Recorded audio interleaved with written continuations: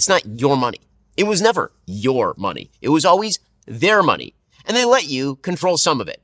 But the rest of it, they take from you and then they basically just burn it, to show you that your economic freedom belongs to them.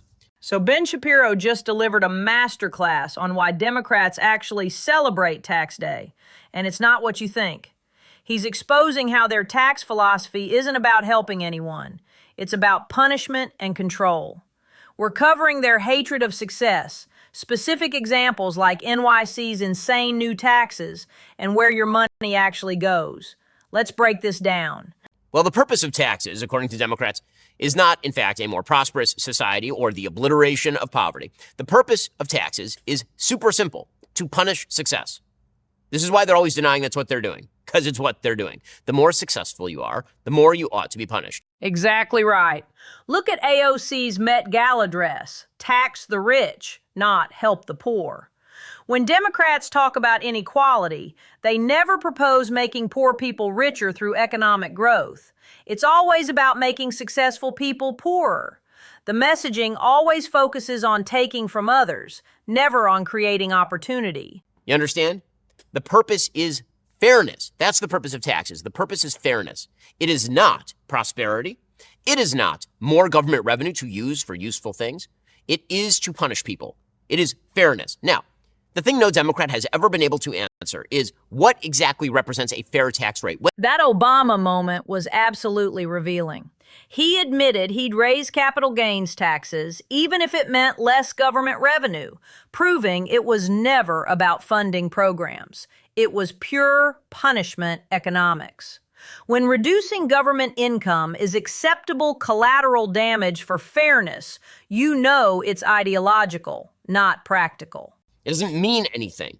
Fair is in the eye of the beholder. The real key is that you are punishing and reveling in punishing the rich people.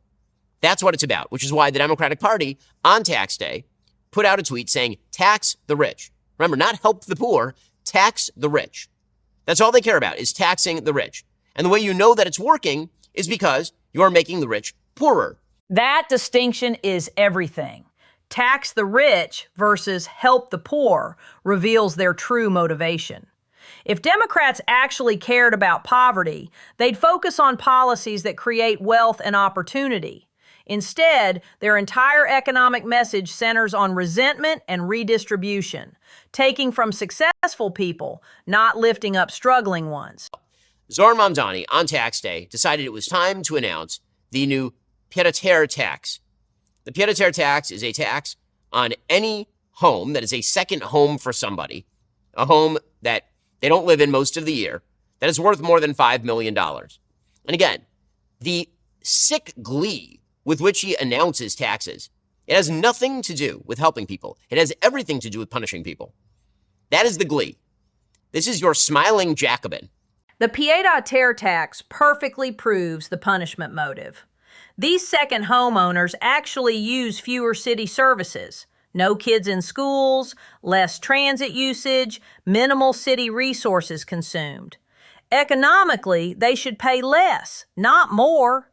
But logic doesn't matter when the goal is punishing success itself. Not the ones he's friends with, not like Alex Soros. All the other rich people. Here is Zohran Mamdani in what is, he creeps me out, man. The smarm is just off the charts. This smarmy smile as he talks about punishing people for earning is, it is disturbing.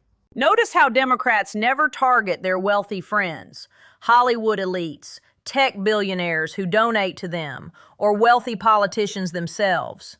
They hate rich people in the abstract, but love rich Democrats. It's not about wealth inequality. It's about political control and punishing their enemies. Of course, all that's really silly because it turns out that people who are rich today were not rich yesterday. Thank God I have a lot of money in my bank account.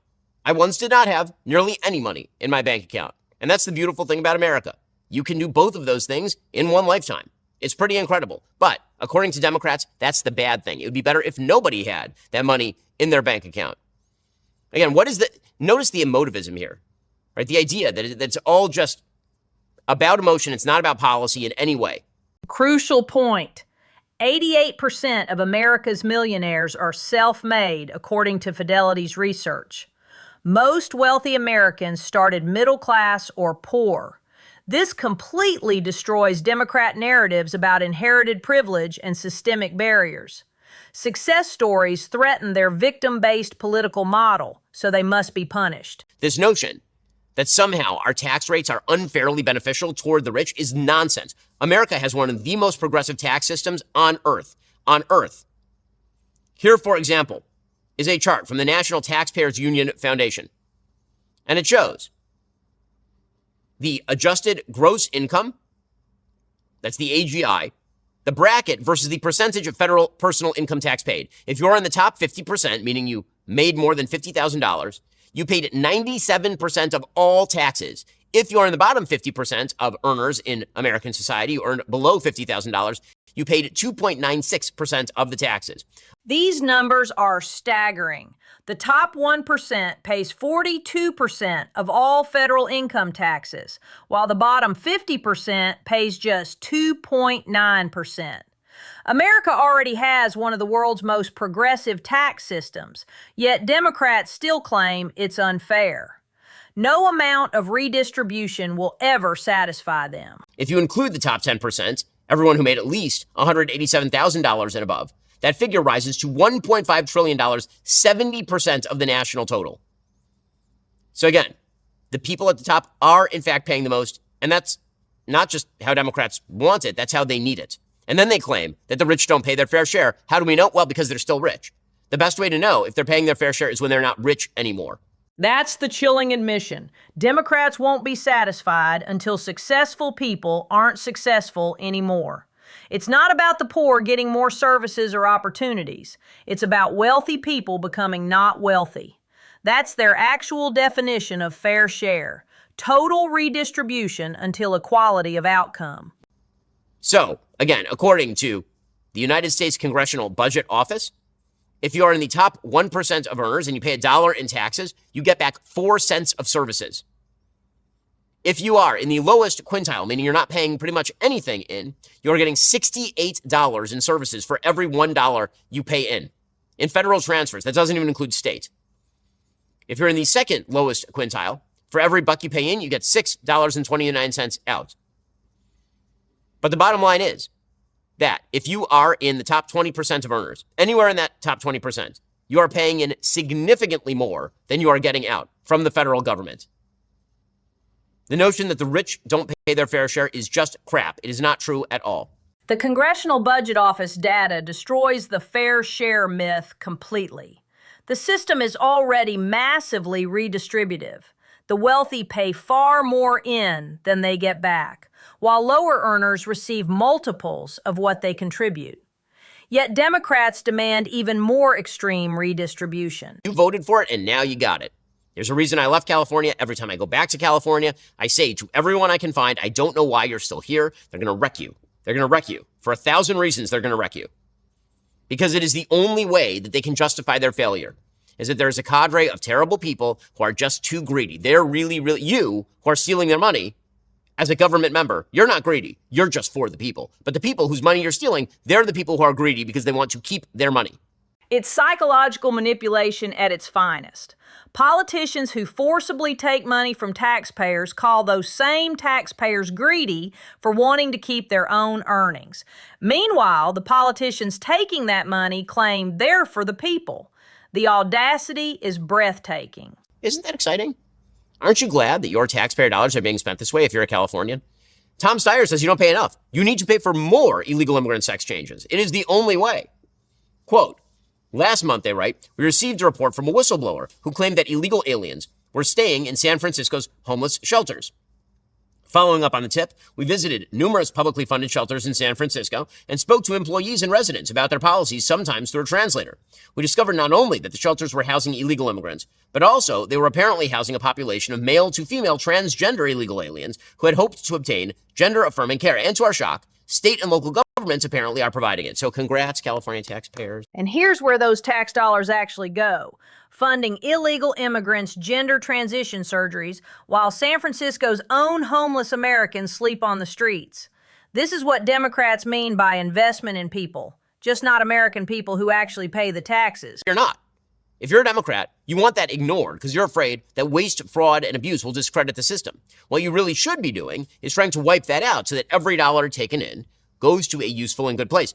But I think that's kind of the point for a lot of them. They don't care. They don't care. It's not about where the money goes. It's about who is deprived of that money. Brilliant insight. The waste isn't a bug, it's a feature. If Democrats actually cared about efficient government spending, they'd be the most outraged by fraud and abuse. But they're not, because taking money from successful people is the real goal, not where it goes afterward. This is what California can look forward to. Folks, if you can afford to leave California, what are you doing? What are you doing? It's time to go. Quote, I've made it clear, ICE must be abolished.